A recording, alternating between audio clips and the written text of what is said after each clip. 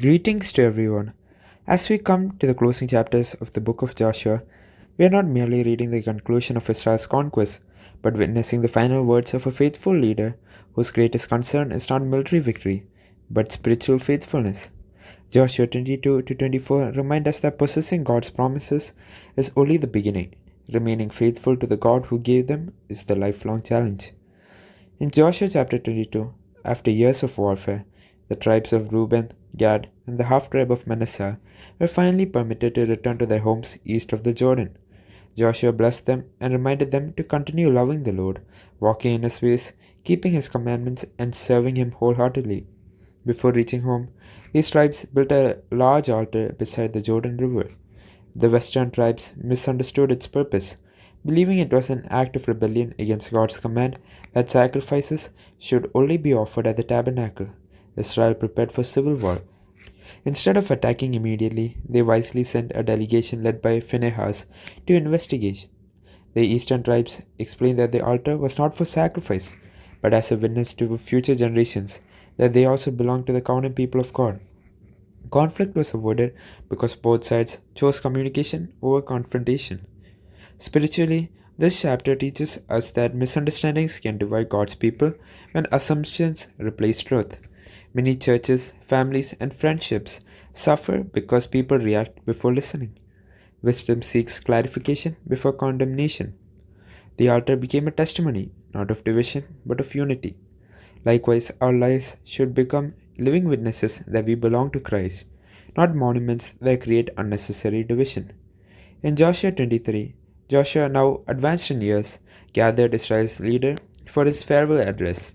He reminded them that every victory they experience came from God alone. They are not conquered Canaan because of military superiority, but because the Lord fought for them. Joshua warned them about a danger greater than the Canaanite armies, the temptation to compromise with the surrounding nations. If they intermarried with idol worshippers and embraced pagan practices, the blessings of the covenant would eventually become judgment. His message was simple: hold fast to the Lord, love Him, obey Him, never drift into compromise. This warning speaks powerfully today. The greatest threat to Christianity is often not persecution from outside, but compromise from within. The enemy rarely asks believers to abandon Christ overnight.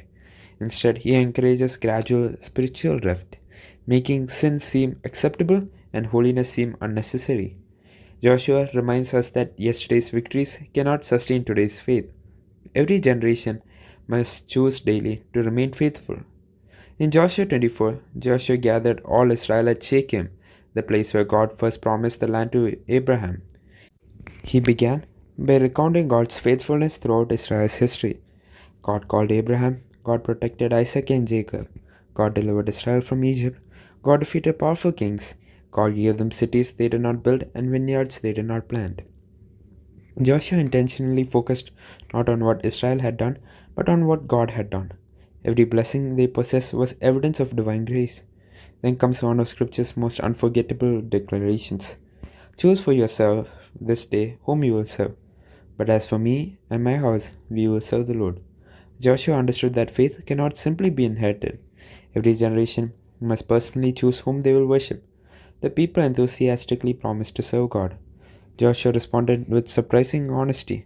He warned them that serving God was not merely an emotional decision, but a lifelong covenant demanding holiness, repentance, and exclusive devotion.